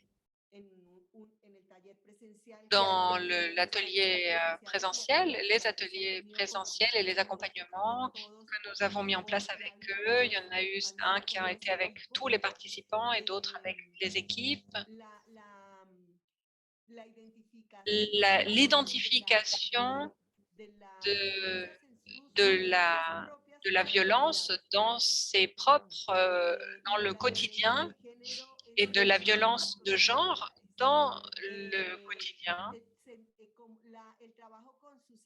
Le travail avec les émotions, l'identification des émotions, des choses qui sont supposées être seulement féminines et qui nous aident et qui les aident eux, qui aident les équipes à développer une perception plus sensible, plus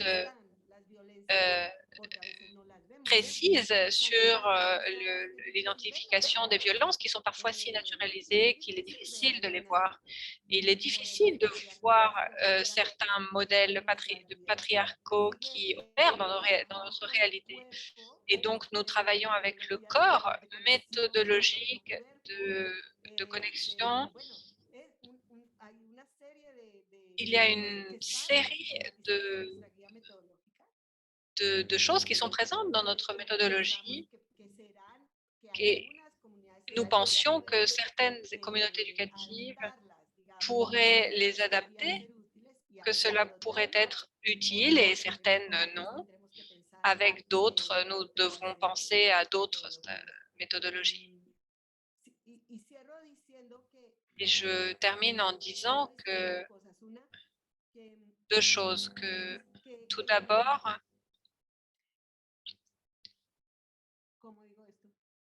comment est-ce que je peux dire ça? Un lieu indiqué pour entrer de manière sensible dans les questions du genre, depuis notre point de vue, c'est l'endroit, c'est le respect de l'autre, non le genre. Parce que ce qu'il y a derrière, la subordination de genre, la considération de l'autre comme dans un lieu inférieur au lieu propre. Et il s'agit d'un code de modèle de vie en commun entre hommes et femmes, entre adultes et enfants, par exemple, également. Donc, cette question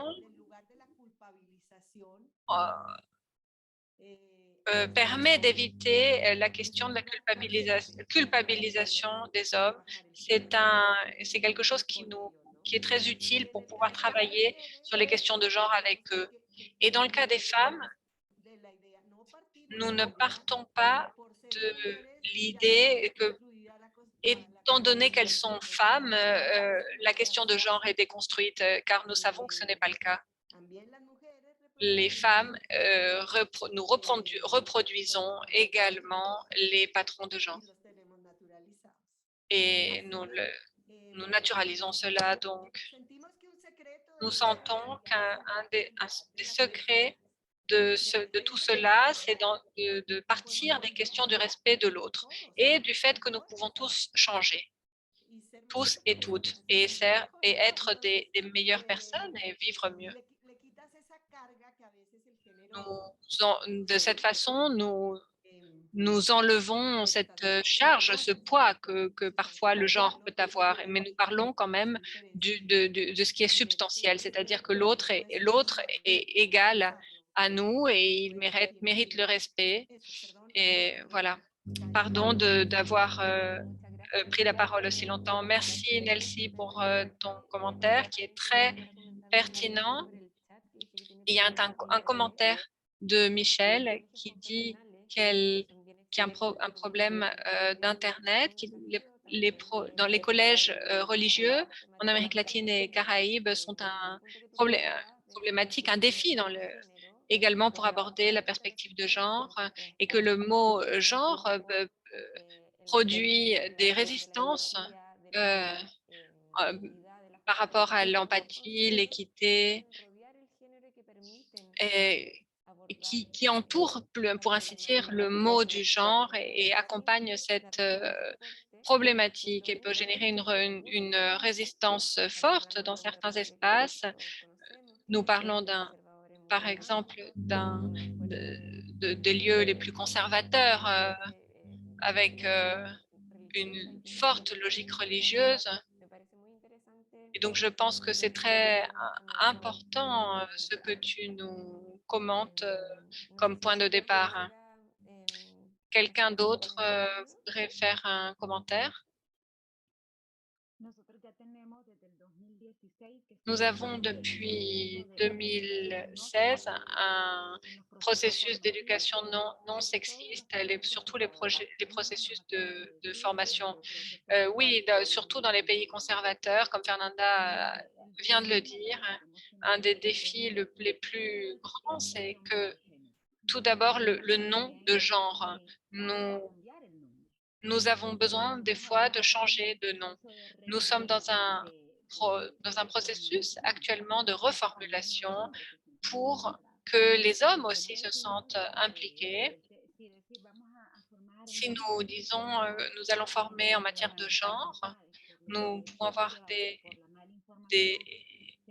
problèmes à cause de la mauvaise information et nous devons éduquer pour l'égalité de conditions dans cette matière. Nous avons souvent vu des résistances chez les enseignants hommes parce qu'ils pensent que ce thème est uniquement dirigé aux femmes. Nous avons besoin d'incorporer les hommes, de travailler les thèmes des masculinités et qu'ils fassent partie de la réflexion, du travail.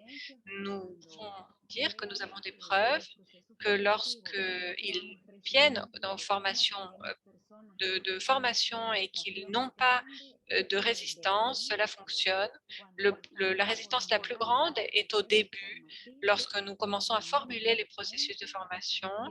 Et il est important de prendre en compte que les hommes doivent être impliqués de façon fondamentale.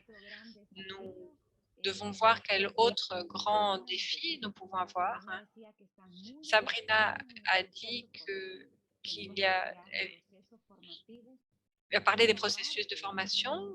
Il s'agit de créer des formations, des processus de formation qui ne représentent pas une charge dans la classe. Il s'agit d'avoir une méthodologie pratique,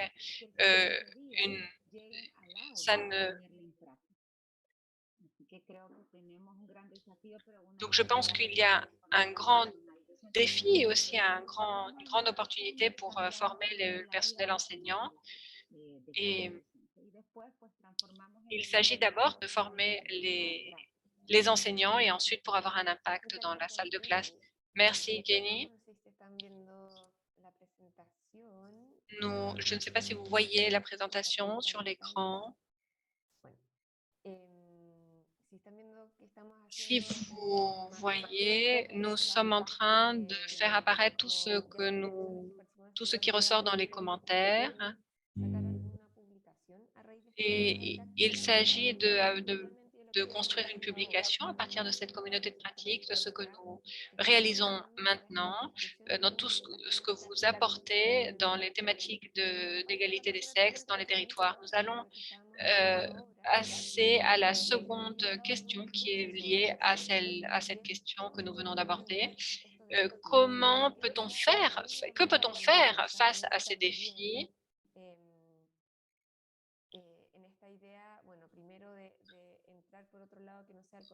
Tout d'abord, on a eu des éléments comme par exemple d'aborder cette question non pas directement depuis le mot genre, mais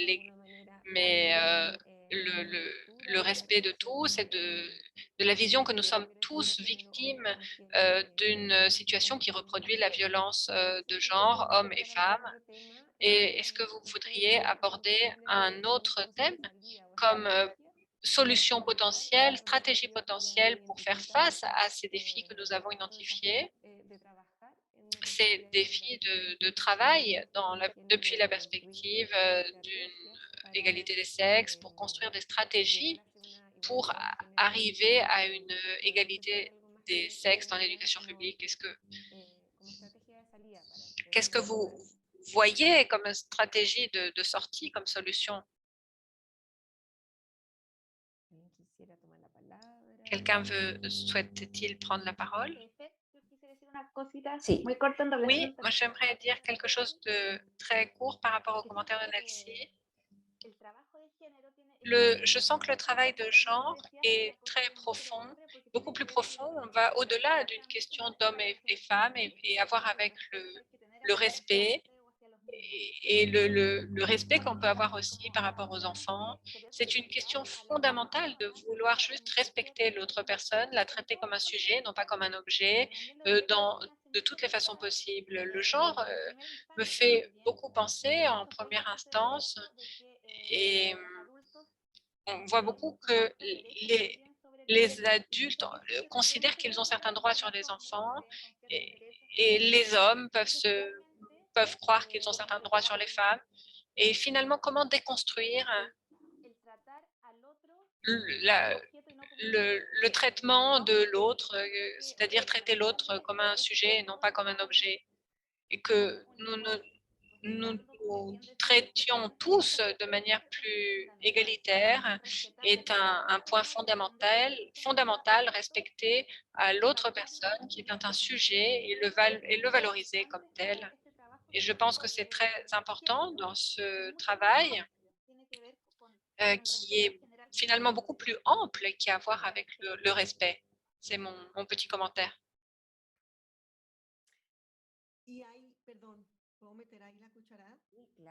Sí, por favor. Ahí hay un desafío para Il y en nosotros. a un défi pour nous, en tant qu'accompagnants, chercheurs. On arrive à différents endroits parce que ce que l'on dit ici pour travailler le genre, c'est également bon pour nous, c'est-à-dire nous devons nous approximer aux communautés depuis cet endroit-là, de reconnaissance de l'autre, de respect pour l'autre, qu'il soit homme, femme, divers, grand, petit, vieux, jeune, qu'il s'agisse d'une autorité ou non, peu importe. Cela n'a pas de relevance pour les processus pédagogiques, tout sincèrement. Cela n'a pas de relevance pour les processus pédagogiques. Si tu as une formation telle ou l'autre, un poste tel ou l'autre, la formation préalable est importante parce que cela fait partie de la formation en général, mais ce n'est pas important pour parler de genre. Et c'est un défi pour les équipes, pour les chercheurs, pour les techniciens, pour les enseignants. On va réaliser ce que nous sommes en train de dire, être nous-mêmes pour ne pas nous contredire. Quisiera comentar. Perdón, o sea, Pardon, j'ai un regard qui peut-être va justement faire ressortir ma formation du point de vue méthodologique et des expériences qui sont proposées du point de vue très intéressantes pour les contenus. Alors, je voudrais également insister sur le fait d'inclure les processus pour cette étape d'implémentation des défis pour les personnes qui prennent les décisions en fonction de la sensibilisation qu'il y ait chez eux, peu importe qu'il s'agisse d'hommes ou femmes. Nous avons dû bien souvent renforcer les processus chez les femmes pour justement parler des initiatives de genre. Et en fonction à cela aussi, également qu'il y ait une bonne planification au-delà des planifications, la situation des discours nécessaires pour pouvoir implémenter tous ces défis. Parce que l'on sait que ce n'est pas avec une bonne volonté qu'on va améliorer les choses, mais également avec l'assignation des ressources nécessaires pour pouvoir implémenter cela. Donc, une partie de cette thématique de sensibilisation pour les personnes qui prennent la décision, il est important qu'elles soient convaincues de l'importance de dessiner des ressources pour ce type de processus. Alors, depuis mon point de vue, je voudrais souligner cela. Merci. Merci de ce que tu viens d'apporter. Sans doute, nous avons besoin de disposer des ressources nécessaires pour l'implémentation des stratégies qui ont besoin de temps. Si je peux participer également, on avait dit que l'un des problèmes, c'était le fait que les hommes ne se sentent pas forcément concernés par ces questions de genre. Et c'est vrai que dans la formation, je pense qu'il faut très rapidement expliquer que montrer en quoi ils sont concernés effectivement et tous les comportements qui sont associés au genre et qui sont intériorisés à la fois pour les hommes. C'est-à-dire que dès le début, en fait, la formation doit clairement expliquer qu'elle n'est pas dirigée seulement pour les femmes et que les hommes ont tout un tas de comportements intégrés également et qui peuvent conduire à des comportements négatifs, masculinité toxique, etc. Et ça, il faut le dire clairement dès le début pour bien montrer aux hommes que, attention, vous êtes concernés également par cette formation et vous allez apprendre des choses sur vous-même et sur les autres, mais en tout cas, vous allez aussi apprendre des choses sur vous-même. Donc ça, il faut impliquer les hommes dès le début, je pense, dans ce type de formation-là.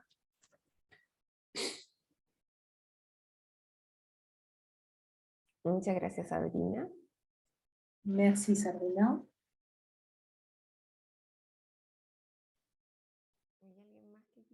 Quelqu'un d'autre veut réaliser un commentaire?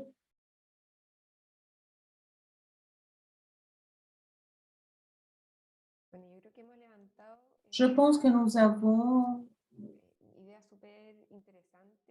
soulevé des idées très importantes pour tout le processus, ces idées depuis le moment où nous avons réalisé cette initiative.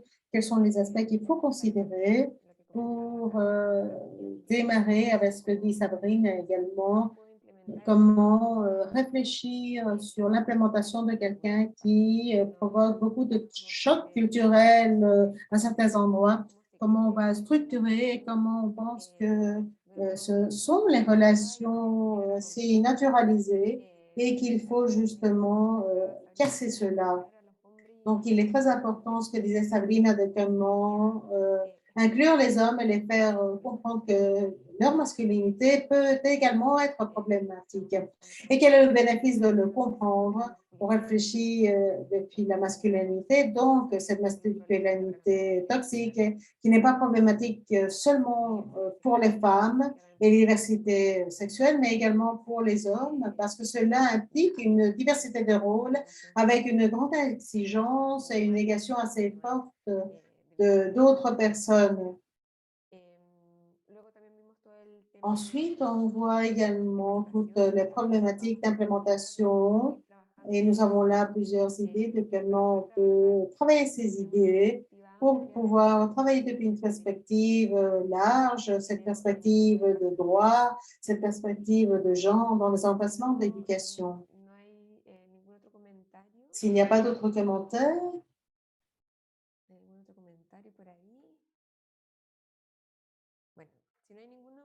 s'il n'y a pas d'autres commentaires, donc je vais vous demander maintenant, avant de terminer, d'évaluer la session sur un petit questionnaire qui va nous permettre d'améliorer et concevoir la méthodologie pour les sessions suivantes.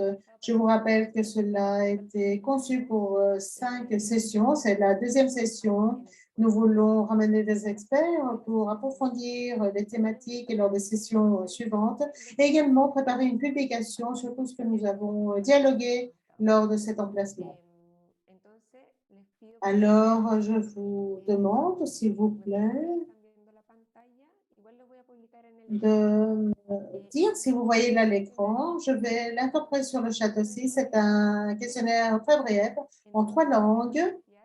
Et je vais donc vous copier le link et je vous demande, s'il vous plaît, d'y répondre maintenant en quelques minutes. C'est déjà sur le chat. Merci beaucoup. Les 3.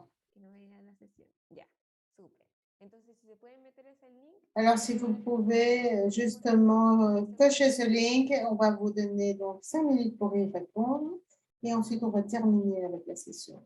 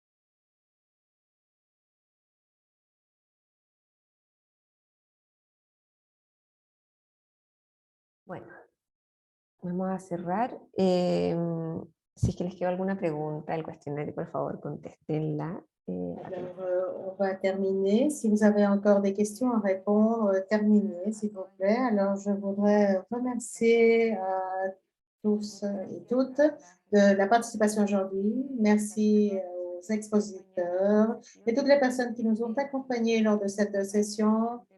Depuis KIX, on pense que c'est quelque chose de grande relevance, penser en perspective de droit, en éducation, aborder la thématique de genre est très importante et on réalise un effort pour construire cet espace. Et on remercie à toutes les personnes qui le construisent avec nous. Et on vous invite à la session suivante pour nous écrire en toute confiance si vous avez des idées pour la session suivante. Et on est en contact et vous êtes invités pour la session suivante. Je ne sais pas si Maciel veut dire quelque chose avant de terminer.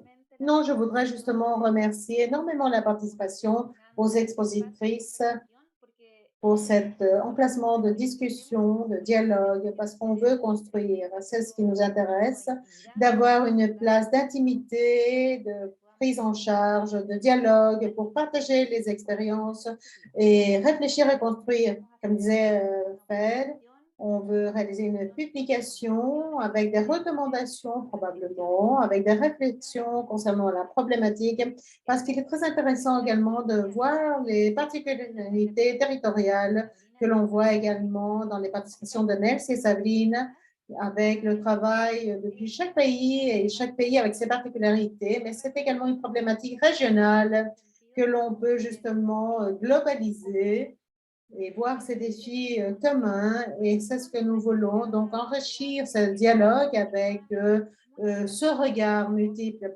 Alors, merci à tous et toutes de cette journée. Merci beaucoup. À la prochaine. Merci. Au revoir. Je vous embrasse. Merci beaucoup. Merci.